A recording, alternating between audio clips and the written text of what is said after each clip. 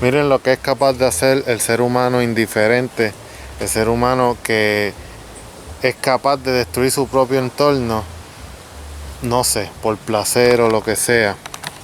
Chequense esto. Esto es una atrocidad. Esto está recién hecho todavía. Eso está quemado. Pero miran los infelices asquerosos que hicieron esto. O sea, solamente un animal, un becerro, pero más que un animal, porque los perros no harían algo así, ni los lagartos. Eso solamente lo hace un ser humano nauseabundo. La náusea, lo que explica John Paul Sartre, que es la náusea, que no es otra cosa que la indiferencia. Saludos a todos, bienvenidos al canal, gracias por estar aquí. Mi nombre es Cristian Jiménez y en esta ocasión quiero hablarles del acontecimiento, la importancia de tener acontecimientos en nuestras vidas. Lo que vieron en la introducción, en la primera parte de este video, fue una visita que hicimos a la playa, una de las playas de Puerto Rico, allá en Loíza. Entonces, eso es muy común aquí, cuando se celebran cosas como el 4 de julio, la noche de San Juan, etcétera. Es casi algo cultural en Puerto Rico que gente que no tiene la conciencia de que el ambiente es para todos, pues entonces dejan esos desastres ahí. Y lo que yo me he dedicado en este canal es a pensar o a tratar de resignificar el origen de todas esas situaciones. Mayormente situaciones que me han dicho de que yo reseño muchas situaciones adversas, precisamente porque no había ningún canal que yo viera por ahí en YouTube que no reseñara estas cosas. Y precisamente la virtud y la benevolencia que existe en darse cuenta de eso y en proponer algunas situaciones, algún historial sobre eso, es precisamente lo que me he dedicado a hacer. Y gracias a todos los que se han suscrito, espero, ¿verdad?, no defraudarlos. Si tienen alguna objeción, pues con gusto lo comentan y yo trataré de hacer lo mejor posible para tratar de repararlo. Ahora bien, vamos a lo que es el acontecimiento. O sea, a mí se me ocurrió este tema a raíz de que vi aquel desastre que vieron, porque yo me puse a pensar, ¿verdad?, basado en la propia experiencia mía cuando jangueaba mucho. Janguear aquí en Puerto Rico significa pues irse a beber cervezas o ir a un concierto, etcétera, etcétera. Es un anglicismo, claro está.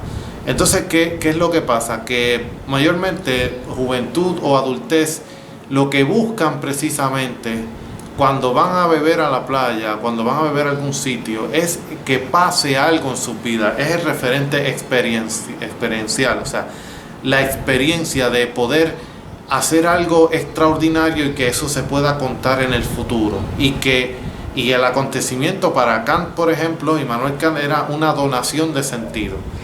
O sea, esto ocurrió en el futuro, vamos a tener una conversación y aquello ocurrió para algo. Por ejemplo, si esa gente que dejó ese desastre ahí, dentro de ese grupo, que posiblemente o quizás fue un grupo lo que estuvo ahí, dejó ese desastre, quizás hubo una chica y un chico que se conocieron, y en el futuro, si esa relación se cultiva, quizás terminen casados o quizás tengan hijos o lo que sea. En ese futuro que ellos tengan esa conversación, es muy posible que si se conocieron ahí, en el futuro digan, bueno, aquello fue para algo. O sea, estábamos destinados a conocernos en aquella vez que fuimos a la playa, etcétera. Entonces el pasado adquiere un sentido con respecto al resultado que vemos en el futuro. Entonces, ¿por qué traigo a colación esto del acontecimiento? ¿Qué es un acontecimiento? Para empezar, acontecimiento, recuerden que yo aquí no suelo ir a los diccionarios, sino que basado en lo que se entiende conceptualmente por ahí, pues entonces vamos a ir trabajando el sentido de las palabras, la resignificación de las palabras. Un acontecimiento, solamente un acontecimiento real, un evento real. No es lo mismo un evento que un acontecimiento. Un evento son actividades que pasan por ahí. Y usted puede ir a 10.000 actividades, pero solamente va a recordar aquellas que tuvieron alguna significación en usted, que luego ocurre lo que les dije ahorita, que es la donación de sentido. O sea, aquello ocurrió para algo. Entonces, ¿qué pasa? El acontecimiento solamente pasa en un ser que se puede asombrar, en un ser asombrable, en una persona que es capaz de asombrarse y es capaz de tener sorpresas en la vida. Entonces, eso ocurre mayormente en el arte, y una persona educada en el arte es sensible a los fenómenos y es capaz de asombrarse. Por ejemplo, pregúntese usted si usted se asombra cuando usted está frente a la playa y ve el agua. Muy poca gente se asombra de eso. ¿Por qué? Porque van a la playa a buscar un acontecimiento, y entonces, pero no se asombran de las cosas aparentemente sencillas. O sea, el mar no es nada sencillo, el mar es lo más inmenso que existe en este mar llamado planeta Tierra. Pregúntese por qué se llama planeta Tierra si la inmensa mayoría del planeta es mar o agua. Yo le digo a mis estudiantes, pues claro, se llama planeta Tierra porque los únicos que le ponen nombre a un planeta somos nosotros. La ballena no tiene la necesidad de estar poniéndole nombres a su entorno, y la ballena corre todos los océanos. Mucho antes de que nosotros los seres humanos lo hiciéramos, tuvimos que inventar el barco para poder hacerlo, y aún así no lo hacemos de la misma manera, dependiente de artefactos como lo hace la ballena o el delfín o el tiburón, etc. Así que un acontecimiento ocurre en un ser asombrable. ¿Y qué es lo que pasa? ¿Qué es lo que le pasa? O sea, ¿por qué ocurre esto que acaban de ver en la introducción, de que dejan ese desastre ahí? Porque precisamente parte de las cosas que pueden pasar, no estoy diciendo que esto sea así único, que pase universalmente y que pase únicamente, que sea lo único que pase. Estas personas llegan allí, mayormente adolescentes, a buscar acontecimientos en sus vidas. ¿Y por qué buscan acontecimientos? Precisamente porque no son seres asombrables, en su mayoría. Pueden haber excepciones a la regla, pero una excepción no es la regla, vamos a decir. Entonces, llegan allí, empiezan a beber y empiezan a tal vez a fumar marihuana o a hacer otras cosas, para que precisamente eso de llegar allí a la playa adquiera sentido. O sea, muy poca gente llega a la playa simplemente a sentarse en la orilla y al ver el agua correr, y porque eso precisamente no tiene sentido. Necesitan de la música, en Puerto Rico mayormente el reggaetón, que es una música horrible para poner en cualquier sitio, máximo en la playa. Necesitan de la comida, o necesitan del alcohol, o necesitan de elementos externos que le provoque ese acontecimiento. ¿Por qué? Porque precisamente hemos sido educados con una visión de ver todo desde afuera, o sea, de que todo nos llegue desde afuera. Precisamente a los niños se les enseña, ¿verdad?, que cumplen años, y esto yo lo dije en otro video, está la celebración de cumpleaños y le llevan el payaso y le llevan la musiquita. Entonces, todas las gratificaciones, todas las experiencias lúdicas que ese niño empieza a tener, las empieza a tener desde afuera, no desde adentro. De ahí que yo dije y recomendé a la profesora o doctora Pilar Sordo de Chile, que ya habla de esto en algunos videos, que el aburrimiento sea necesario, porque es desde ahí, desde esa supuesta angustia, que va a surgir la creación autónoma desde adentro. O sea, Pilar Sordo dice, ¿de qué nos sorprende que en la adolescencia ellos empiecen a beber alcohol, etcétera, si te le enseñaron que todas las gratificaciones vienen desde afuera? No lo dice exactamente así, pero es como yo lo estoy reconceptualizando. Entonces van a buscar eventos, van a buscar acontecimientos en la playa, y cuando hacen esas cosas, por eso es que como todo le viene desde afuera, no crean arraigo, no crean solidaridad con el entorno, y eso tal vez pudiera explicar el hecho de que van a la playa y dejan ese desastre allí, pues que lo recoja el que sea, y si no lo recogen, que se fastidie. Claro, también a eso hay que añadir que quizás están alcoholizados, quizás están con otras sustancias y no están en las condiciones de pensar estas cosas en ese momento en que pasa. Pues claro, otra vez volvemos a lo mismo, porque como necesitan elementos externos como el alcohol, como la marihuana, etcétera, pues entonces para disfrutar el momento y para que pase eso del acontecimiento, para que luego tengan conversaciones y digan, cuando fuimos a la playa, qué bien la pasamos, y que esto y que si lo otro. Entonces, la falta de acontecimiento, piense, si usted hoy, a la hora que esté viendo este video, piense esto: usted tal vez fue a buscar el desayuno y regresó. Eso, vamos a decir que casi siempre pasan esas cosas. Ese evento, que no es un acontecimiento, ese evento, es un evento histórico. O sea, cuando usted llegó hoy a su trabajo, ponchó la hora y empezó a trabajar, ese relato, esa narración, eso va a estar en los libros de historia del futuro. O sea, posiblemente no. Posiblemente el hecho de que usted entró al baño hoy y se lavó los dientes no sea un evento histórico. Nadie lo recordará en el futuro, y los niños del futuro no van a estudiar eso en sus libros de historia. ¿Qué es lo que hace que un evento sea histórico? En la maestría en historia te dicen que es el historiador el que coge los eventos y los hace históricos. Los eventos no hablan por sí solos. Los eventos, los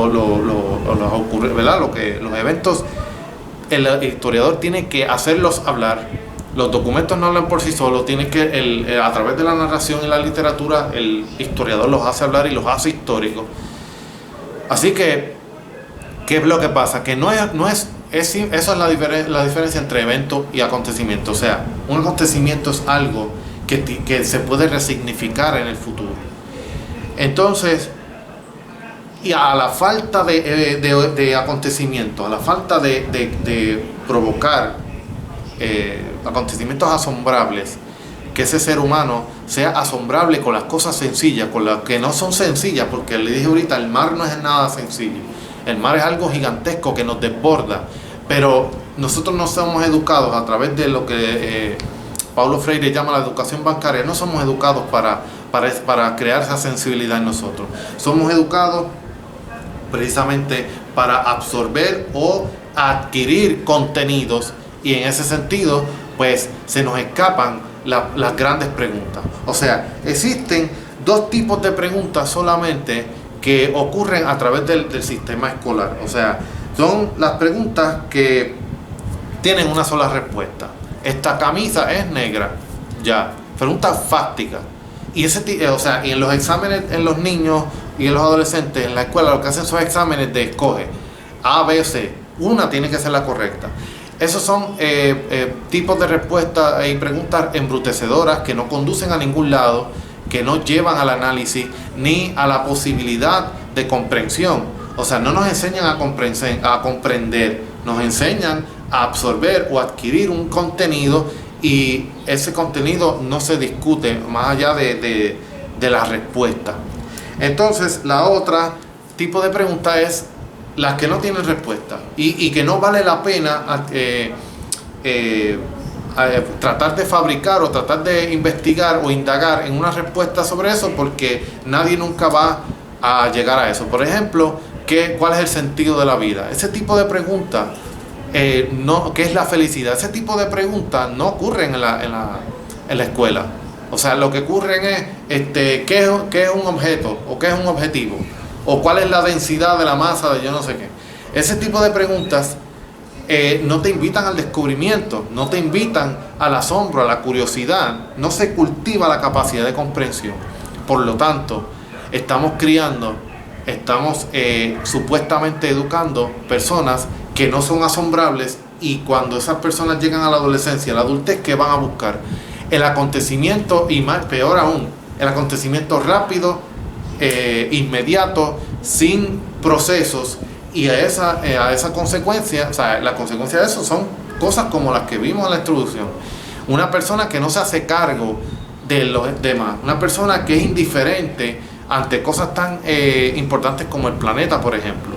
Una persona que no se implica, que no es un implicado, que le importa poco los que vengan después. Porque en la playa, cuando vimos ese desastre, después puede venir unas personas a utilizar ese espacio, pero no lo van a poder utilizar, por lo menos de manera efectiva, porque allí hay un desastre que dejó otro que está desarraigado, que no está implicado. Porque ese otro lo que le interesaba era buscar el acontecimiento rápido, el acontecimiento sin procesos, el acontecimiento y ya, que pasar algo en su vida sin pensar en el antes ni el después. Una persona que no está implicada, una persona que no le importan las consecuencias. Y por lo tanto, ahí tenemos una de las grandes, de los grandes retos que nosotros tenemos como padres, como educadores, etc. ¿Qué pasa? Esa es la otra de las explicaciones de por qué la filosofía no existe en los currículos escolares. Cuando usted en la escuela cogió una clase de filosofía, pero una clase de filosofía real, que te enseñaran a comprender y que te problematizara la vida y que te invitara a la curiosidad. Para eso necesitamos un ambiente que no esté estructurado en una fuerza de poder del maestro hacia el estudiante. O sea, tenemos que dejar la estructura vertical de que hay unos pupitres y un profesor o maestro dando clases en un tablero. Tenemos que invitar a la mesa redonda a la conversación donde no haya ese forcejeo del poder cognitivo. Y eso obviamente, como sabemos, no ocurre porque la educación, la escuela es una fábrica de obreros inteligentes y eficaces, no de personas felices y comprensivas y sensibles. Y no te enseñan a convivir, no te enseñan a la diferencia. Lo que te enseñan es a obedecer y a adquirir conocimientos y contenido. ¿Qué es lo que debemos hacer para evitar que jóvenes o adultos en el futuro hagan desastres como esos en las playas? Con todo lo que les acabo de explicar. Si tuviéramos la filosofía práctica, no la filosofía esta pesada y demasiado abstracta de textos que buscan, porque muchos de estos filósofos clásicos buscan hacer tratados. No podemos enseñar a los adolescentes, a los niños a hacer tratados, a tratados de filosóficos, de que eso sea la gran máxima. Si se fijan, hay que volver a la filosofía clásica, donde los diálogos de Platón son cosas sencillas, ¿verdad? El banquete habla del amor, y así por el estilo.